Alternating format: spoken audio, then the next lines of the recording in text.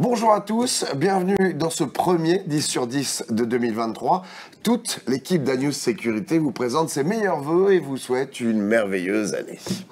On débute cette première édition de l'année justement avec les détectives mobilisés contre les dérives sectaires.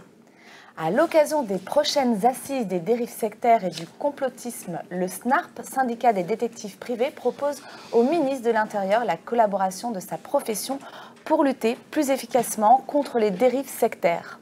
Cette collaboration s'inscrit dans le continuum de sécurité défendu par le gouvernement.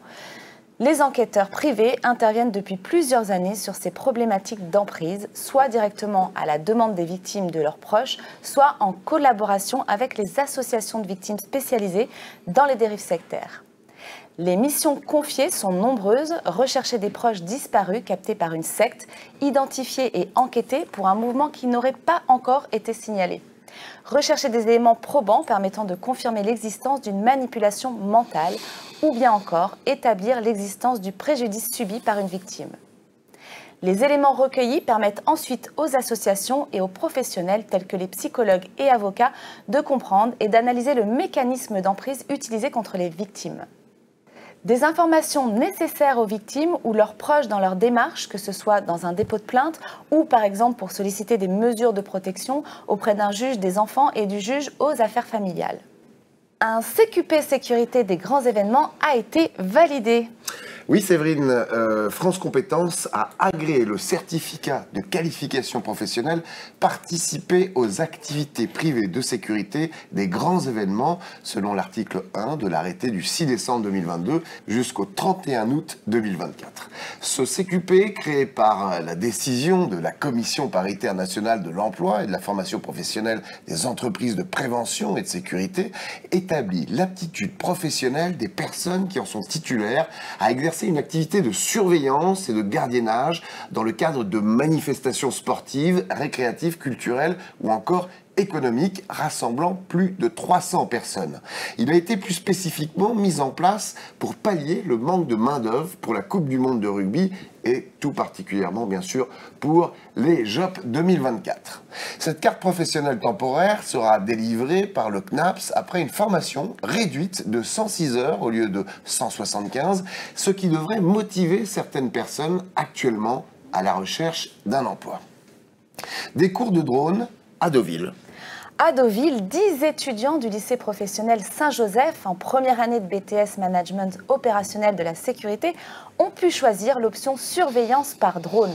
Proches du pôle international du cheval, ils se sont entraînés à faire voler ces engins sous la houlette de télépilotes de drones de la société Ventura Associates.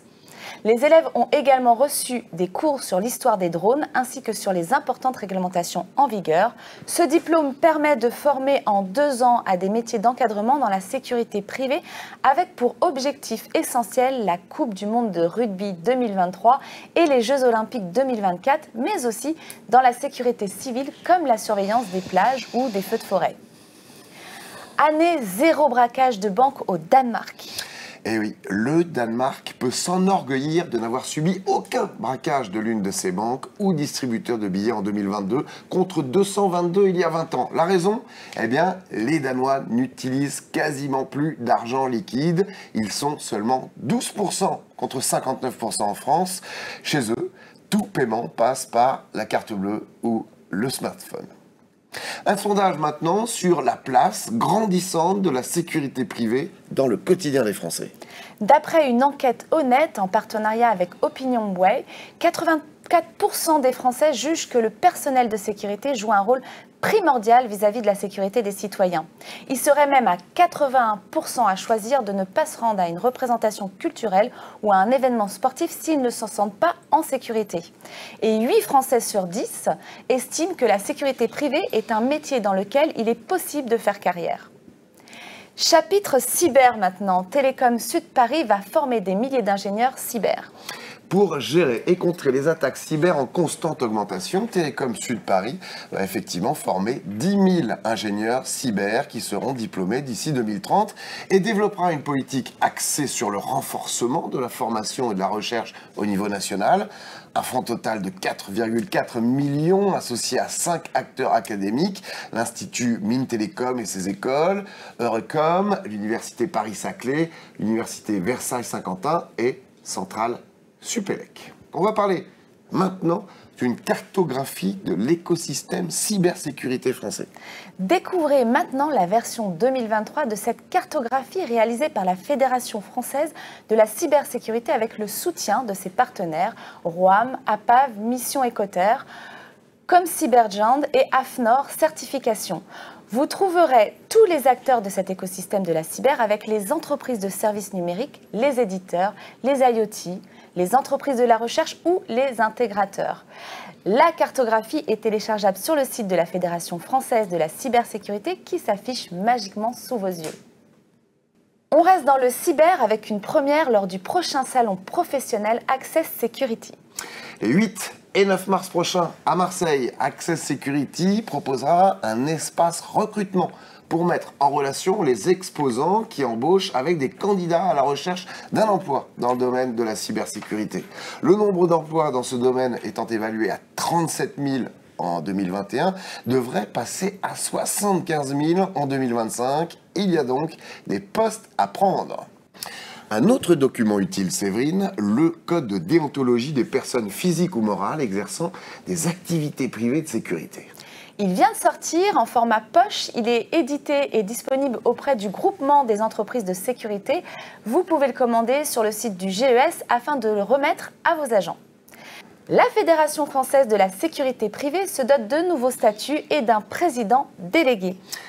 Depuis maintenant 10 ans, la FFSP était structurée autour de statuts qui ne correspondaient plus au temps qui est le nôtre aujourd'hui. Nous avons souhaité les faire évoluer afin que notre organisation soit en capacité de s'adapter aux attentes et aux problématiques actuelles de nos membres, a déclaré Jean-Christophe Chouat, son président. Concernant les nouveaux statuts, les modalités de désignation des membres ont été simplifiées, la démocratie et le pluralisme sont renforcés avec un quorum fixé à 1/3 des membres, validant l'ensemble des délibérations, une représentation plus forte et plus unifiée de la filière globale avec la nomination de Pierre Brageux au poste de président délégué, ce qui offre une coprésidence avec un représentant de la surveillance humaine et de la sécurité électronique. Nomination maintenant à la sécurité de la RATP. Et plus exactement à la cybersécurité avec l'arrivée de François Bibondo comme directeur de ce département. Cet ancien du ministère de la Défense a travaillé dans le groupe bancaire BNP Paribas avant de rejoindre Atos, puis Apsys et plus récemment Alstom en tant que responsable de la conception de la cybersécurité. Et un nouveau DG à l'ANSSI, Alexandre. Oui, c'est Vincent Strubel qui a été nommé directeur général de l'ANSSI le 4 janvier en Conseil des ministres, ingénieur général des mines. Il a passé 15 ans au sein de l'ANSSI et 2 ans et demi à la direction de l'opérateur des systèmes d'information interministériels classifiés. Il s'y est notamment illustré lors de la pandémie du Covid-19 en proposant des solutions novatrices pour les services essentiels de l'État. Il succède ainsi à Guillaume Poupard, parti en décembre 2022, après 9 années passées à la tête de l'ANSSI. Sécurité publique, maintenant, des déploiements de moyens de sécurité à Mayotte. En raison des violences grandissantes dans ce département français situé dans l'archipel de l'océan Indien, Gérald Darmanin a annoncé que 12 policiers du RAID resteraient sur l'île pour renforcer la sécurité. Le gouvernement a élevé à 1300 le nombre de policiers sur l'île, proportionnellement 7 fois plus que dans la ville de Lyon. 5 unités d'élite de gendarmes mobiles, 37 gendarmes du GIGN et donc 12 policiers du RAID sont désormais sur place. Pour appuyer ces forces de sécurité, le ministre a annoncé le 1er janvier dernier l'expérimentation de drones pour la surveillance maritime aux frontières afin de lutter contre l'immigration illégale. Rappelons que Mayotte est située entre Madagascar et la côte du Mozambique. Un durcissement du droit du sol est d'ailleurs évoqué par Gérald Darmanin en consultation avec le président de la République. Par ailleurs, un décret du 27 décembre dernier a permis à Mayotte d'avoir une police judiciaire dénommée Office de lutte contre le trafic illicite de migrants et valable à partir du 1er janvier 2023. Mayotte est le département le plus pauvre de France avec 77% de sa population qui vit sous le seuil de pauvreté, la moyenne métropolitaine étant de 14%. Projet de loi pour les Jeux Olympiques et Paralympiques 2024. La ministre des Sports, Amélie Oudéa-Castéra, a présenté son projet de loi lors du Conseil des ministres du 22 décembre dernier. Dans ce projet de loi concernant la sécurité, le gouvernement a pris la décision de prendre des mesures en testant des dispositifs sécuritaires. La CNIL va autoriser par décret la mise en place de l'IA pour détecter les signalements en temps réel d'événements prédéterminés. Les moyens des pouvoirs publics vont être renforcés au niveau de la synchronisation entre la RATP et la SNCF, appuyés par un centre de coordination opérationnelle de sécurité pour les transports créé par la préfecture de police. Plus de pouvoir est prévu pour le préfet de police lors des Jeux Olympiques. Il sera le seul décideur en Île-de-France. Toutes les délégations et les prestataires qui seront présents sur les sites de compétition et de célébration seront sous l'objet d'une enquête de sécurité. Comme dans les aéroports, eh bien, des scanners à l'entrée des stades pourraient être aussi utilisés pour éviter un maximum de stagnation de foule. Quant au budget des Jeux Olympiques, eh bien, il est en hausse, Séverine. Oui, le COJO a validé son nouveau budget le 12 décembre dernier avec une augmentation de 400 millions d'euros. Le budget total est à présent de 4,380 milliards d'euros, ce qui fait 1 milliard de plus en 4 ans par rapport au budget initial. Cette hausse est due aux infrastructures de la quarantaine de sites directement impliqués qui bénéficient de 165 millions d'euros de plus, aux services de sécurité de nettoyage, de transport pour 113 millions d'euros et de ressources humaines pour 109 millions d'euros. La cérémonie d'ouverture sur la scène bénéficie quant à elle de 30 millions d'euros supplémentaires. Allez, on termine ce JT 10 sur 10 avec le livre du mois et pour bien commencer l'année, on vous en offre 2 pour le prix d'un, à commencer par le premier roman de l'ex-patron du RAID, Jean-Michel Fauvergue. Les Hommes en Noir, un livre passionnant, captivant, qui mélange fiction et faits réels, avec un héros qui, par de nombreux aspects, ressemble à l'auteur du livre, Jean-Michel Fauvergue, patron d'une unité d'élite, qui devient ensuite député, puis conseiller du ministre de l'Intérieur, toujours obsédé par la lutte contre le fondamentalisme et qui est confronté à un terroriste qui veut venger ses frères tombés sous ses balles. Ça se dévore et c'est chez Plomb. Deuxième ouvrage, le témoignage d'un ex des forces spéciales, 10 ans comme opérateur au premier RPIMA, avec Stick Action spéciale d'Alexandre Alex. Il y dévoile le déroulé complet des épreuves de sélection jusqu'au cycle de formation, le déroulement de A à Z d'une action spéciale, l'opération Archange Foudroyant, visant à libérer 2 otages français au Sahel et qui malheureusement trouveront la mort. Il évoque des responsabilités des présidents Sarkozy et Hollande en matière de prise d'otages qui ont eu de lourdes conséquences. Et parle sans langue de bois de sa difficile reconversion, passant de patron de bar à livreur et même SDF, avant de rebondir en créant sa société de sécurité privée. Un livre choc aux éditions Nimrod. Et passionnant bouquin également.